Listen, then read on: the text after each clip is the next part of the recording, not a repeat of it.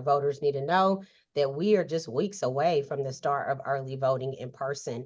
And since we're talking about the ballot and what's on the ballot, this year is a year that it's sort of unconventional that you would see the races that's going to be on this ballot. So in odd years after a legislative session, there are typically always constitutional amendments. But however, this year is one of a list of constitutional amendments, probably one of the most we've had in years. So there are 17 state constitutional amendments that all voters, if you're a registered voter in the state of Texas, you'll have the opportunity to vote on. Again, 17. Those propositions have everything to do with state property taxes, local property taxes, childcare, school, the homesteads of folks' homes. And so we're encouraging those to go to Harris Votes because we have sample ballots on Harris Votes now. You can look at the full sample ballot for the entire county and state, or you can look at your specific sample ballot. But again, the whole state of Texas will vote on those 17 state constitutional amendments. There's also some special elections this election cycle. So the Congressional District 18 race will finally take place as a special election. There are 16 candidates in that race. So voters will have a lot of homework to do, not just with the amendments, but with the Congressional District 18 race. And in that district, I believe it's around 400,000 registered voters in CD 18. The population's more so on the 800,000 range, but when you get to registered voters, it's about 400,000 registered voters in Congressional District 18. So the special election to fill the seat of the current vacancy of CD 18, because right now, CD 18 has no representation. So that'll be this November. Also, there's a special election for the City of Houston at-large 4 position. This is the position that Letitia Plummer is vacating, and it will become vacant, and there's a special election to fill that seat. That seat also has a good number of candidates in there. I'm not looking at it directly. And so those that reside and are registered within the city of Houston will be able to vote on that race. It's really important to know where you live in Harris County because there's a lot of folks with Houston addresses, much like mine, but they live in unincorporated Harris County. So they're not within the city of Houston city limits. So only if you live within the city of Houston city limits will you see that at-large position 4. HCC, which is now Houston City College, will have some trustee board races on the ballot. And then there are many other political jurisdictions like City of Baytown. There's also, let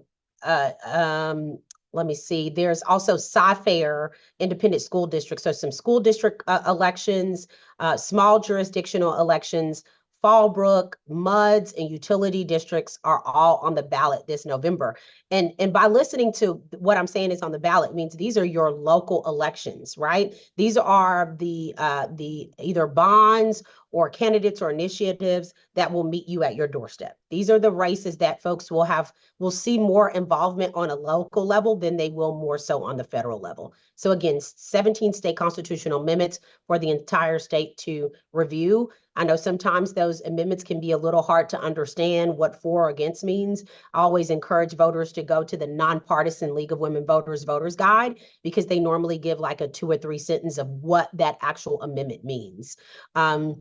And then the City of Houston at-large 4 position, the congressional district, and many other jurisdictions. So again, voters can go to harrisvotes.com today and go to sample ballot, put in their name and address information, and find out what specifically they will have to vote on this election cycle. So much more than what typically happens in an odd year. And we want to make sure that the message resonates throughout Harris County, that your vote matters, not just in a presidential cycle, but that your vote matters in local elections and local, state, and county elections. So in terms of this cycle, we know after every legislative session in an odd year, what always takes an odd year, every other year in the state of Texas, the legislature meets, they pass bills that become laws, and those laws always impact the voters, right? And so what I know for sure in trends is when there are legislative items on the ballot in amendments, it means it's going to cost taxpayers dollars, right? It's going to cost you money.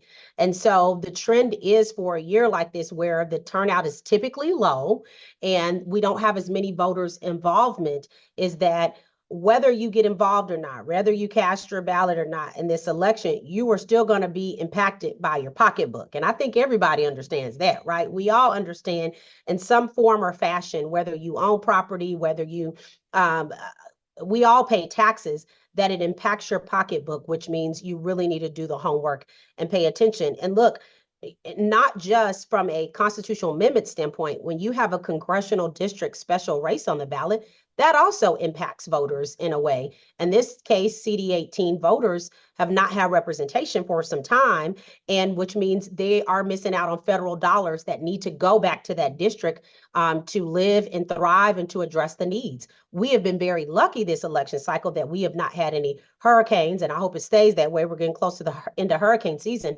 But if there are any resources that need to come down federally, there's obviously been some gaps in CD18 because that seat has been vacant since March, earlier March this year. So those are the concerns and the things that voters need to look at. But more importantly, we have some really important deadlines that are approaching. If voters are not registered to vote or they need to update their address or their information, Monday, October 6th is the last day to register to vote. So we need to make sure that voters are aware. If you're not registered, you need to check your voter registration. This is the time to do that at hctax.net. Following that, we are just weeks away from the beginning of early voting. Early voting starts October 20th and ends October 31st. So not just what's on the ballot, but how do you make a plan to vote to go, to make your selection for that ballot. So for those who are not registered or not sure, check your voter registration status. Monday is the deadline.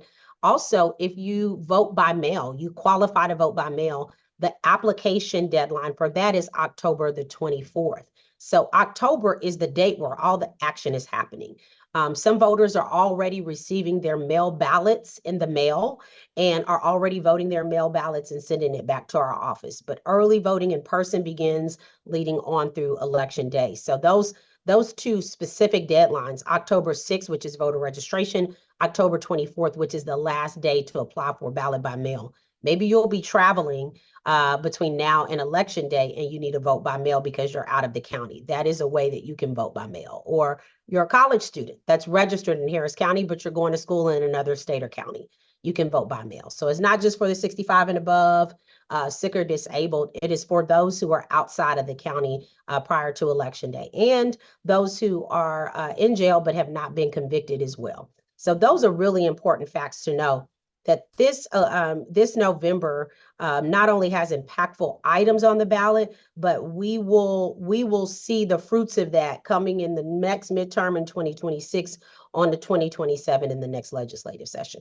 In Harris County, we were really lucky, and myself as the county clerk was at the forefront this legislative session, making sure that we keep countywide voting.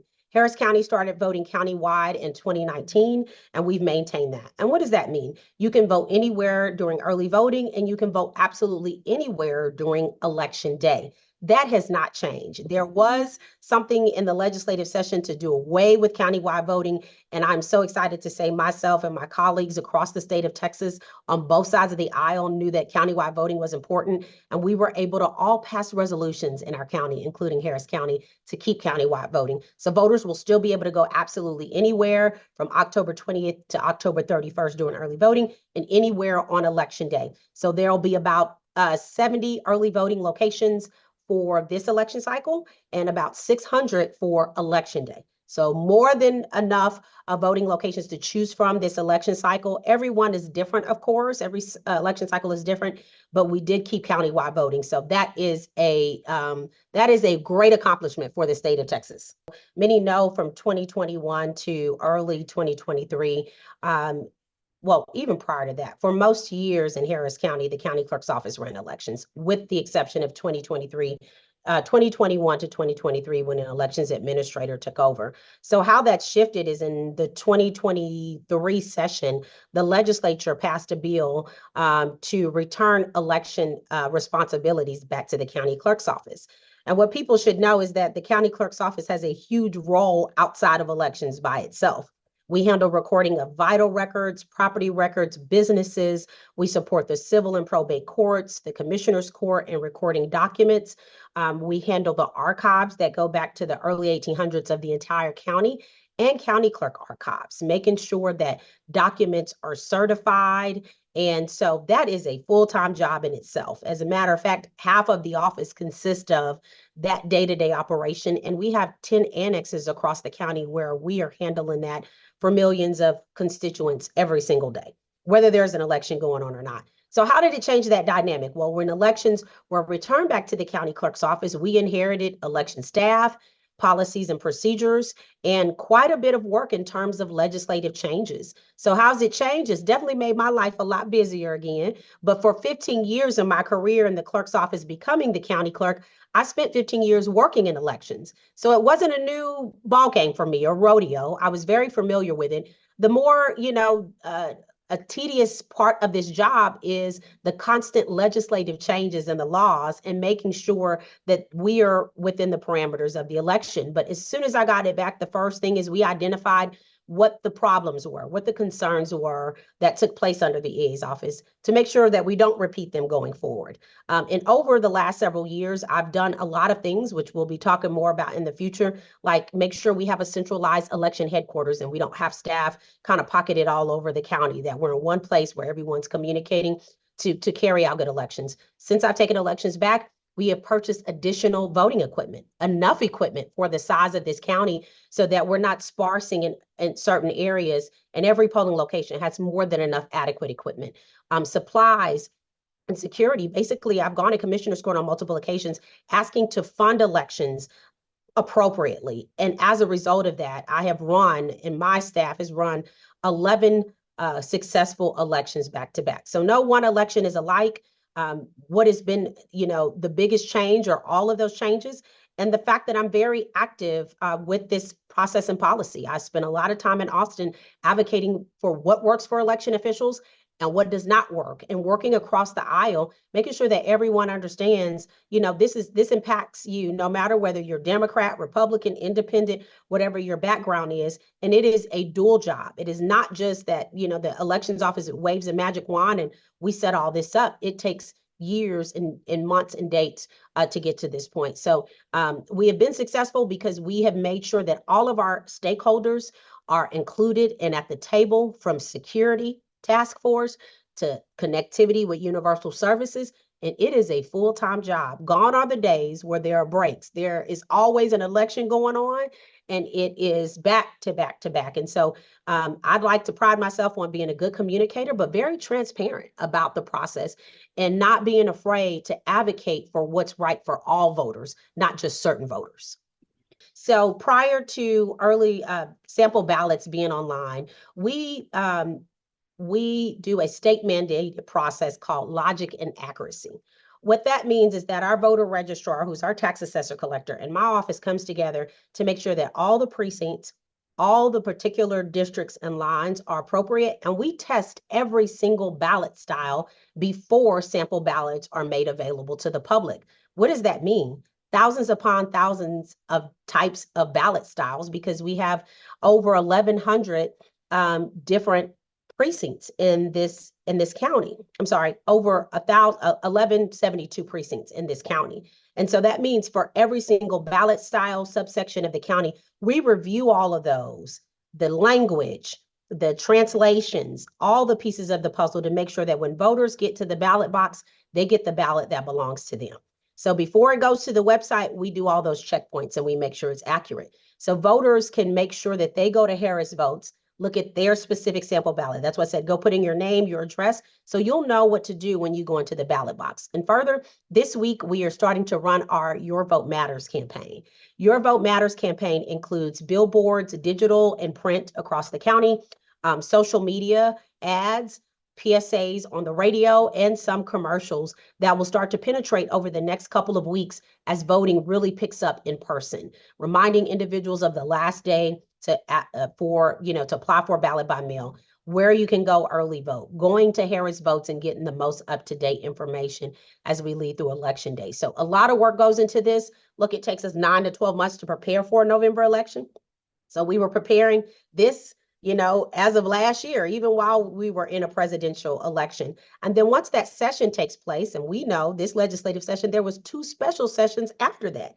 So some of the work that we are learning about in bills of change We literally, my team were meeting last week to figure out, okay, how do we now assess to be prepared for the changes that's going to impact this November? So sometimes it's a hurry up and wait. And then once you find out what's next, you make sure that that transcends to the work that's going to take place for this election and future cycles. And so, those are the things that voters need to know. We do a lot of work on the back end to make sure that you get the right and accurate ballot. And then it's on you to do the research. Look at your ballot, study it. Many people put out voters guides.